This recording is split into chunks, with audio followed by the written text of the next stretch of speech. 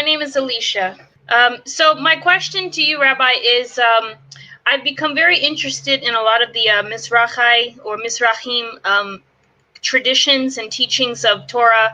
I've been studying the Mishnah Torah lately, and I noticed a few sections about prayer, prostration. Right.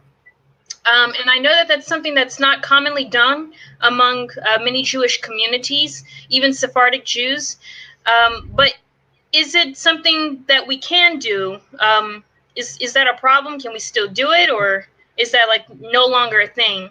Well, you've asked the right person, because on my website, we have the prayer book we translated, and there we actually show you how to prostrate and all the sources on prostration in halakha.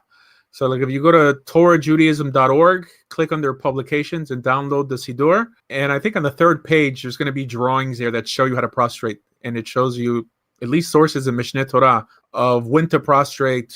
It's funny, almost everything the Muslims do, the Jews did it first. But can you do it? Yes. Do you have to do it? Not necessarily. If you don't do it, you still fulfill your obligation in prayer. People in the Talmud, it talks about Rabbi Akiva, when he would pray, he would start praying in one corner of the room and he would end up in a different one, because when you prostrate, you move forward. I love that, Rabbi. So go to my website, TorahJudaism.org, and then you can download the Siddur there. There's drawings there on how to actually prostrate. My friend Yosef Eliyahu, he spent 15 years in the Yemenite community in Israel. There's clearly no drawings on this, but Right. Can I just ask a clarification question? Sure. Is the question, like, just to make it a little more pinpointed, are you asking about and maybe Rabbi, tell us a little bit on this, the distinction between private prayer, when you're with your family or by yourself, I think versus the shul? I do this in private because I know that it's, unfortunately, it can be a bit uncomfortable or off-putting to other communities, especially North American Jewish communities.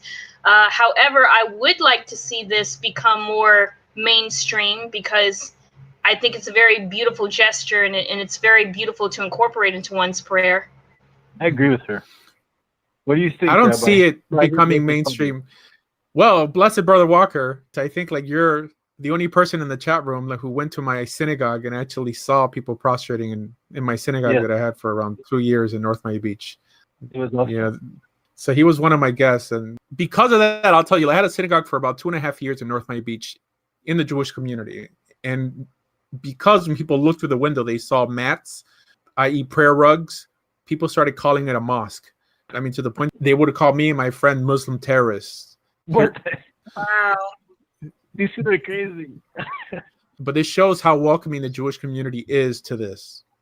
And they don't even know. They say they study the Rambam and the Mishnah, and they completely overlook. Now, what do we do in Yom Kippur and in Rosh Hashanah? We also prostrate. Some people have made the weird claim that the reason Muhammad introduced prostrating into Islamic prayer is because the only time he went into a synagogue was during the high holidays.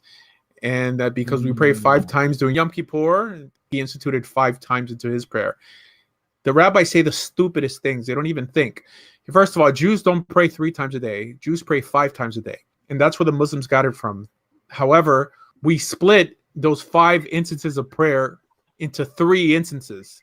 The prayer time for the Shema is a completely different prayer time than the prayer time for the Amidah. So that's 2 prayers. And then there's the Amidah for Mincha. That's the 3rd prayer. And then you have the Shema again, and then you have the Amidah. That's 5 prayers.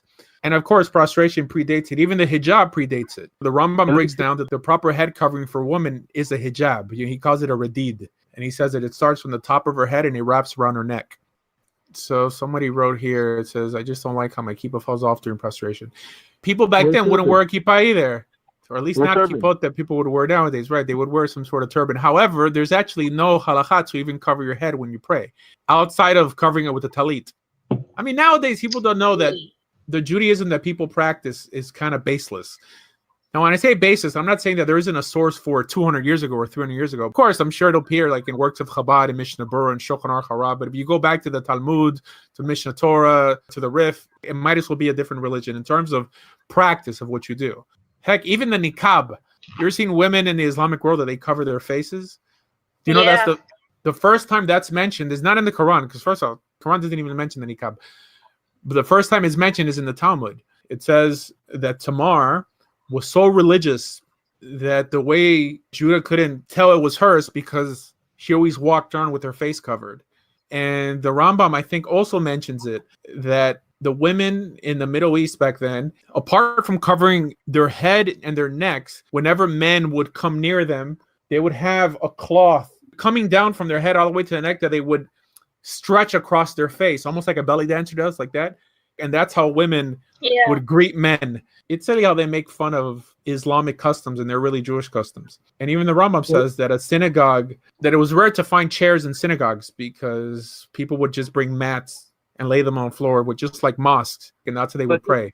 As for now, I'm still a Gentile. I haven't, unfortunately, it's been a bumpy road with my conversion.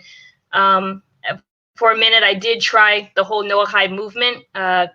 Coincidentally, I was probably on Facebook when the whole virtual Noahide community was building, but I never really could get into the whole Noahide philosophy because it just felt, it was just boring to me. It was just pointless. Like there was no community outside of Facebook. And once you get off of the computer, it's like there's nowhere to go. And unless you're going to a synagogue, there's just nothing to really do with it. So I'm still a Gentile, but hopefully someday I'll be able to convert.